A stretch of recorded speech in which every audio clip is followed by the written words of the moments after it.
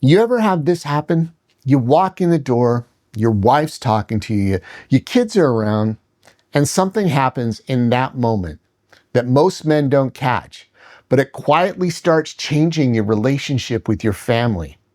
I'll show you exactly what that moment is in a second, but first, you need to understand why it's happening. This isn't about weak men. This is about overloaded men. When pressure stacks up, work, finances, expectations, your brain shifts into efficiency mode. Neuroscientist Joseph Ledoux has shown that under stress, the brain prioritizes survival and threat detection pathways, especially through the amygdala. And research from Daniel Kahneman shows that we have limited cognitive bandwidth. And when it's maxed out, the brain starts filtering aggressively. So your brain isn't asking, how do I stay deeply connected? It's asking, what can I ignore so I can keep going? And that's where this starts. Not dramatic shutdown, but quiet disconnection. So let's make this practical. Here are 3 signs that you're checked out and didn't even know it. You walk in the door after a long day. Your wife's in the kitchen. Your kids are moving around, talking, asking questions. You sit down, finally, and your wife starts telling you about something that happened. You nod. You say, yeah. You might even throw in a, that's crazy. Then she stops. And she looks at you and says, you didn't hear anything I just said, did you? That's the moment. That's what most men don't catch when it starts. And you realize you didn't. Not really.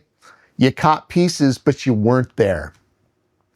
And now there's this moment where she feels it and you feel it. And nobody quite knows what to say next. That moment right there is not because you don't care.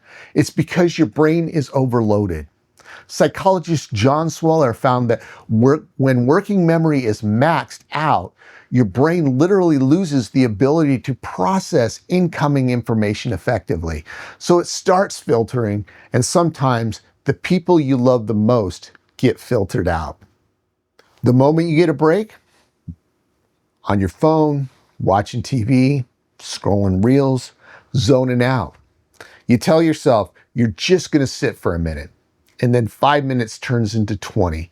Your kids come up to show you something, and you barely look up. That's cool, buddy. And you go right back to your screen. Not because you don't care, but because you're depleted. Neuroscientist Anna Lemke explains that when stress is high, the brain looks for a quick dopamine reward to regulate discomfort. And repeated exposure to those quick hits trains the brain to prefer easy stimulation over meaningful engagement. So it feels like rest, but it's actually avoidance. You're not recharging, you're disconnecting. Small things start getting to you. Noise, questions, interruptions. Your kids talking to you. They're not doing anything wrong, just asking questions, telling you something from their day. And at first you're listening, but then something shifts. The questions keep coming, the noise builds and you feel it, that pressure rising in your chest. And then it comes out, sharper than you intended. Hey, just give me a second, all right? And it's not what you said, but it's how you said it. Because now they go quiet. You see it in their face, a little pullback. And instantly you regret it because they weren't the problem. You were just already full. And the hard part is, it's not a big moment, but those are the ones that add up. That reaction right there, that's not a character issue, that's capacity. Research from Robert Sapolsky shows that chronic stress elevates cortisol, which lowers your tolerance for additional input. And work by James Gross demonstrates that when emotion is suppressed instead of processed, it increases internal pressure, which makes reactions more intense when they finally come out. So what shows up in that moment isn't who you are, it's what you've been carrying all day. Quick check. Which one hits you? 1, 2, or 3? Drop it in the comments. I read them all. If you see yourself in this isn't failure, it's adaptation. Your brain is doing exactly what it was designed to do under pressure. But here's the problem. What protects you at work can cost you at home because your family doesn't just need you functional, they need you present. So here's 3 steps you can take to address this. Step 1, name the state. I'm overloaded and I'm starting to check out. Awareness interrupts the pattern. Step 2, create a transition window. Before you walk into your house, take 5 to 10 minutes. Research on nervous system regulation shows that intentional downshifting, like breathing or quiet time, activates the parasympathetic nervous system and helps you move out of stress mode. Step 3, re-engage intentionally, not perfectly, just one real moment. Eye contact, listening, one real question. Because connecting doesn't require hours, it requires presence. And if you're constantly overloaded, part of the solution is upstream.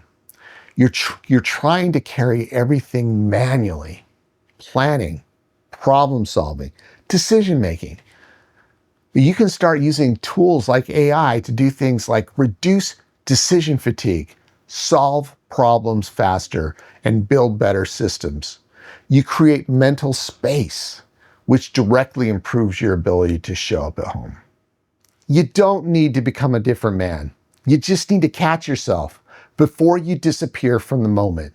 Because the scariest part about being checked out isn't that it happens, it's that it happens slowly enough that you don't notice what you're losing until it's already gone. Now, if this hits home, like the video, subscribe for tools to become a stronger, more connected man, comment with which sign you're dealing with now, and share this with a man who's carrying a lot right now.